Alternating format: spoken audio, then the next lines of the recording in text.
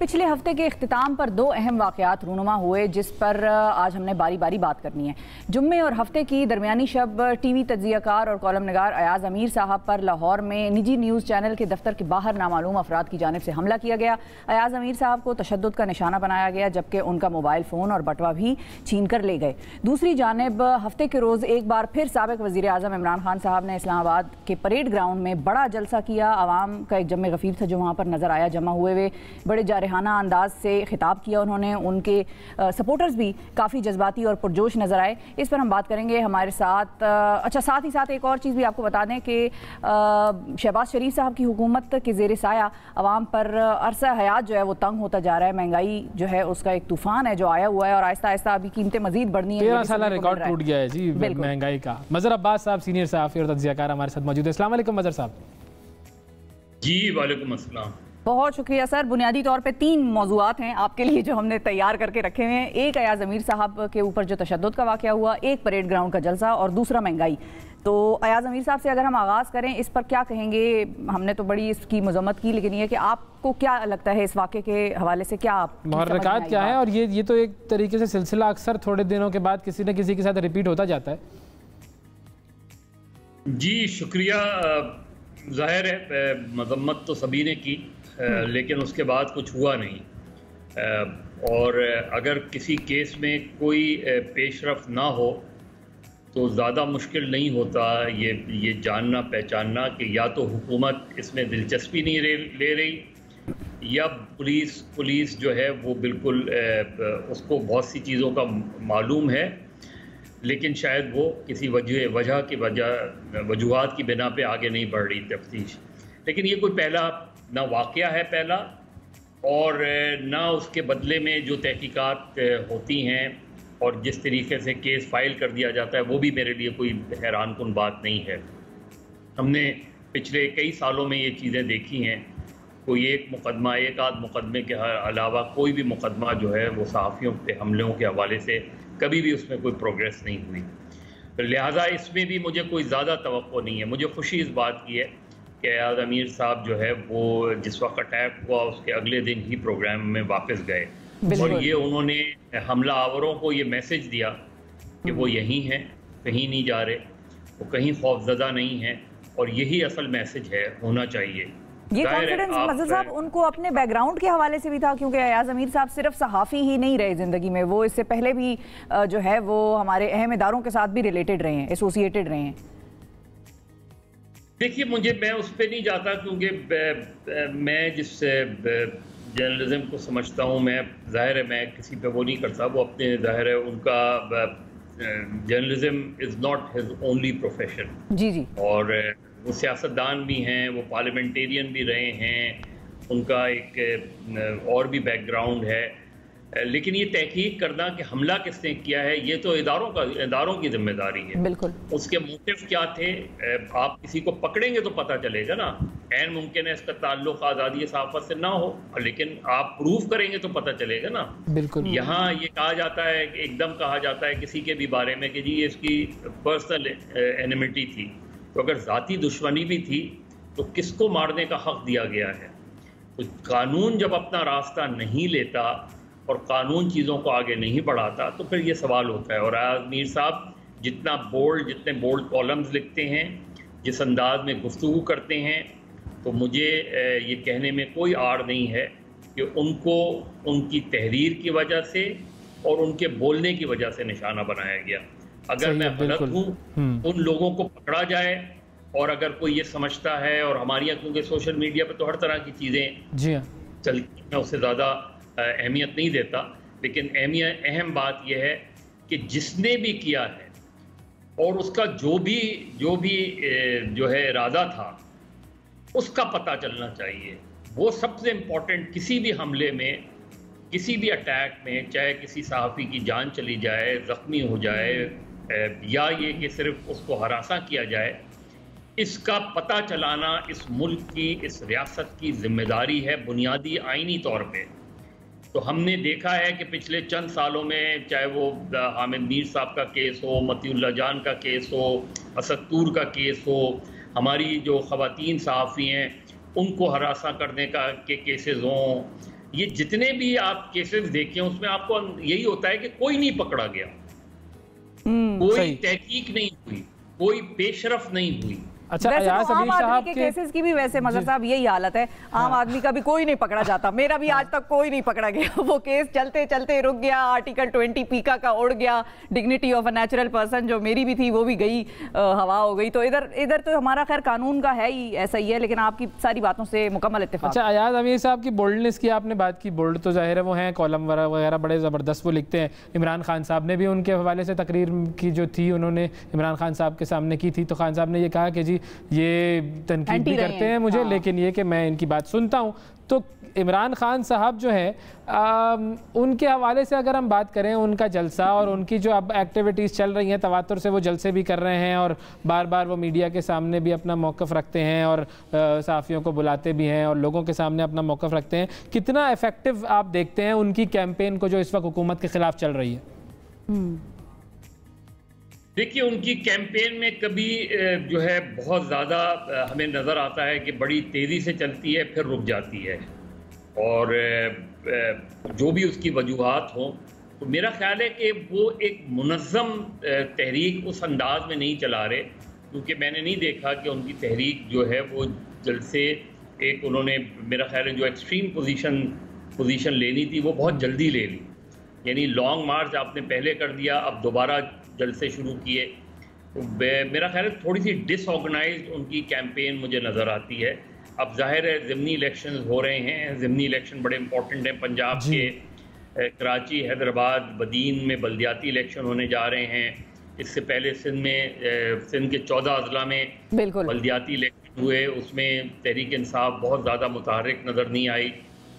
ये सारी चीज़ें मेरा ख्याल है इमरान खान को और तहरीक इंसाफ को रीविजिट करना पड़ेगा, अपनी पूरी इस कैंपेन को, इसको रीऑर्गेनाइज करना पड़ेगा। लेकिन वो कर सकते हैं क्या मजहर साहब? उनके पास ये है इख्तियार कि वो कर सकते हैं रीऑर्गेनाइज, क्योंकि इसमें और भी बड़े अनासर शामिल हो गए। इसमें जो है वो परेड ग्राउंड की परमिशंस का इधर उधर से लेने का सिलसिला शुरू हो गया, फिर अदालत में ये मामला चला गया कि आया ये आ सकते हैं डी चौक। असल में तो इनका मुद्दा तो डी चौक आने का था, लेकिन फिर उनको परेड ग्राउंड तक महदूद कर दिया। तो क्या इनके हाथ में इतनी है चीज़ों का मतलब फैसला करना कि वो उसको दोबारा रीऑर्गेनाइज कर सकें, क्योंकि मामलात अदालतों में भी हैं? नहीं, क्यों नहीं, ये तो पार्टी की ये तो तंजीमी सतह पे होता है। देखिए, ये जो परमिशन लेने की दरख्वास्त है ये तो बहुत ही लोकल लेवल पे, लोकल पीटीआई करने की ज़रूरत है ना, इसमें कोई मरकज़ी लीडरशिप थोड़ी इन्वॉल्व होती है। ये और डिफाइंस क्या होता है? डिफाइंस ये होता है कि मैंने आपको दरख्वास्त दी, आपने उसकी परमिशन जो है वो डिले किया या नहीं दी। अगर परमिशन, तो डिफाइंस ये है कि मैंने तो अपनी हद तक अपनी बात पूरी की, अब आप नहीं करेंगे तो मैं तो आ रहा हूँ। हाँ। तो असल चीज़ ये होती है कि ऑर्गेनाइजेशनल कैपेसिटी जो है वो पीटीआई में पहले दिन से उसकी कमी नजर आती है। तो अभी क्या खतरा है इमरान खान साहब इस हुकूमत के लिए किसी भी किस्म का? नहीं, खतरा तो वो रहेंगे। आप वो इस हुकूमत को अगर उस तरीके से नहीं निकाल सके या वो फोर्स नहीं कर सके कि वो रिज़ाइन करे, तब भी आइंदा इलेक्शंस तो ज़्यादा दूर नहीं हैं, मुश्किल से 1 साल है। अगर हम वक्त पर इलेक्शन की बात करें, अगर जल्दी इलेक्शन नहीं भी होते तब भी बहुत ज़्यादा, और 1 साल का अरसा पूरी एक जनरल इलेक्शन के लिए कुछ नहीं होता। तो लिहाजा अपनी तंजीम साजी करें। अभी आप सिलेक्शन ऑफ कैंडिडेट्स में हमेशा पीटीआई का प्रॉब्लम रहा है। जी हाँ, उनकी एक शहर में 3 ग्रुप्स बने हुए हैं उनकी पार्टी के अंदर। बिल्कुल। तो जब तक वो अपनी ये जो वक्त होता है, ये जो पीरियड होता है, ये पीरियड अपने आप को रीऑर्गेनाइज करने होता है, क्योंकि अल्टीमेटली आपके जितने भी बड़े जलसे हो जाएं, आपके जितने भी बड़े मुजाहरे हो जाएं, अगर आपके वो पार्टिसिपेंट्स और वो वोट में तब्दील नहीं होता, हाँ, तो फिर कोई फायदा नहीं है, स्टेशन तक नहीं पहुंचता, तो आपकी ये पूरी कैंपेन जाया जाएगी। बिल्कुल। अच्छा, अब एक ये जो वीडियोस और ऑडियोज के आने का सिलसिला जारी है, कल भी एक ऑडियो का बड़ा चर्चा था कि जी वो बुशरा साहिबा की ऑडियो है और उसके अंदर उन्होंने अरसलान से बात की मुबैना तौर पे। बिल्कुल, ये सारे मीडिया वाले जो हैं वो उस ऑडियो को पेश कर रहे हैं कि जैसे बस साबित हो गया कि ये इन्हीं की ऑडियो है और उन्होंने गद्दार कहने का जो है वो फतवा जारी कर दिया है। ये क्या मामला है? एक तरफ हम देखते हैं कि ऑडियोज़ और वीडियोज़ इससे पहले भी आती रही हैं और ये तो एक वतीरा रहा है, और फिर उसके बाद बगैर सबूत के हम किस तरह उसके ऊपर इस तरह का एक शोर मचा सकते हैं? देखिए, सोशल मीडिया की जंग है और ये हमारा सोशल मीडिया जो है ये अनएडिटेड मीडिया है। इसमें आप जो जी चाहता है, लोग जो बात कर देते हैं, जो जी चाहता है वो कह देते हैं। बदकिस्मती से हमारा मेन स्ट्रीम मीडिया जो है वो हॉस्टेज है सोशल मीडिया का। हम उसको उसी तरह पिक कर लेते हैं बगैर अपनी तहकीक के। अब मुझे बताएं, ये जो अमरीकी साजिश वाली थ्योरी है ये पिछले 3 महीने से चल रही है ना।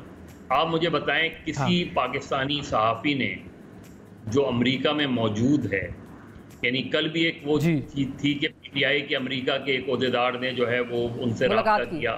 जी जी। इसी एक चैनल पे आपने उस ओहदेदार का बीपर लिया, उस ओहदेदार से गुफ्तगू की, उस शख्सियत, उस अमरीकी डिप्लोमेट जिसकी बात की जाती है, किसी एक सहाफ़ी ने जो अमेरिका में मौजूद है, पाकिस्तानी मुख्तलिफ चैनल या न्यूज़पेपर के, किसी ने अप्रोच करके उससे कमेंट्स लिए उसके ऊपर हुआ क्या था एक्चुअली। तो हमारे यहाँ जो रिपोर्टिंग है, हमारे यहाँ जो तहकीकी रिपोर्टिंग तो बहुत दूर की चीज़ है। इवन सिंपल रिपोर्टिंग कि अगर मुझे ये पता चला है कि फ़लाँ तहरीक इंसाफ के ओहदेदार ने या XYZ किसी के भी ओहदेदार ने किसी से रब्ता किया है, तो मेरी पहली जर्नलिस्टिक वो ये है कि मैं सबसे पहले उन दोनों फरीक से गुफ्तगू करने की कोशिश करूं। जी, फर्स्ट हैंड इंफॉर्मेशन लो। बिल्कुल बिल्कुल सही। अगर ये ऑडियो की ऑथेंटिसिटी है, जो कि मुझे नहीं पता, मैं नहीं कह सकता, तो फॉरेंसिक से पता चलेगा ये। लेकिन उससे पहले चले जाए ना, उससे पहले जो वीडियो लीक्स हुई हैं, चाहे वो अरशद मलिक की हो या जावेद इकबाल साहब की वीडियो हो या और बहुत सी, तो ऑडियो और वीडियो लीक्स मुझे बिल्कुल ये लगता है कि ये महज एक सोशल मीडिया मॉन्गरिंग है और सोशल मीडिया पे एक बहस का आगाज कर देते हैं और वो बहस पर हम इस प्रैक्टिस को कंडेम करना चाहिए मजहर साहब, क्योंकि ये तो नॉर्मलाइज कर रहे हैं। मतलब ठीक है, बहुत सारी चीज़ें हमें इस तरह की ऑडियोज़ में, वीडियोज़ में उस तरह से मिलती हैं कि काबिल एतराज़ होगी, लेकिन फिर वो भी एक है कि प्रिवेसी आपने किसी की इन्वेट की, आपने किसी को किसी के पास भेजा, उसको आपने कॉम्प्रोमाइजिंग सिचुएशन में डाला और फिर आपने उसको रिकॉर्ड किया और बाद में आपने उसको धमकी दी कि भाई अब आपकी ये चीज़ हमारे पास है, अब आप ज़रा ध्यान दीजिएगा। तो ये सारी चीज़ तो देखिए क्यों इसको इन चीज़ों, इन ऑडियो वीडियो लीक्स को क्यों नहीं आगे बढ़ाया जाता, सिर्फ एक कैंपेन की हद तक क्यों रखा जाता है? उसकी बेसिक वजह यह है कि जब आप इस हवाले से तहकीक करेंगे और ये मामला अदालत में जाएगा तो फिर आपको ये साबित करना पड़ेगा कि ये ऑडियो या वीडियो कहाँ रिकॉर्ड हुई है, किसने रिकॉर्ड की है, क्यों रिकॉर्ड की है। ये सारे सवालात के फिर जवाब तलाश करने पड़ेंगे। हाँ, जवाब देना होगा कि रिकॉर्ड करनी जरूरी थी। हमारे लिए तो ये बहुत आसान सी चीज है ना कि एक ऑडियो हमारे हाथ आ गई। अब उसकी मैं आपको बताऊं कि मेहरान बैंक जब केस हुआ था जी, तो मेरी एक स्टोरी सिर्फ इस वजह से रुकी थी, हालांकि मेरे पास ऑडियो कैसेट था। वो था उस जमाने में तो कैसेट्स का जमाना होता था, बिल्कुल टेप था, और टेप में यूनिस हबीब और एक बड़े पॉलिटिशियन की गुफ्तगू थी जिसमें पैसे की लेन देन की बात हो रही थी। लेकिन हेरल्ड के लिए मैंने वो स्टोरी की थी। वो स्टोरी सिर्फ इस वजह से रुक गई कि उन्होंने कहा कि पहले इसकी तहकीक होनी चाहिए कि इसकी ऑथेंटिसिटी है भी या नहीं है इस ऑडियो की, ये ऑडियो दुरुस्त भी है या नहीं है। तो जब तक हमें उन दोनों फरीक से ये कंफर्म ना हो जाए कि जी हाँ ये गुफ्तगू हुई थी, ये गुफ्तगू में मैं ही शरीक हूँ, ये गुफ्तगू उन्हीं शख्स से हुई थी XYZ, उससे पहले स्टोरी लगाना जो है वो लिटिगेशन में ले जा सकता है हमको। और वो बाद में ये चीज़ें हुई, बाद में मेहरान बैंक जो बहुत बड़ा केस बना, असगर खान केस में तब्दील हुआ, ये सारी चीज़ें आई सामने। और फिर जाहिर है जब एक आदमी ने खुद ही आके कह दिया कि हाँ मैंने पैसे तकसीम किए थे और एक एफिडेविट दिया, तो वो उस खबर की कंफर्मेशन हो गई। लेकिन उस स्टेज के ऊपर आपकी तहकीक बहुत ज़रूरी है। हम तहकीक किए बगैर चीज़ें चलाते हैं, हम तहकीक किए बगैर उस पर बहस करते हैं, हम किसी तहकीक किए बगैर उन फरकैन से गुफ्तगू किए बगैर हम ये चीज़ें कराते हैं।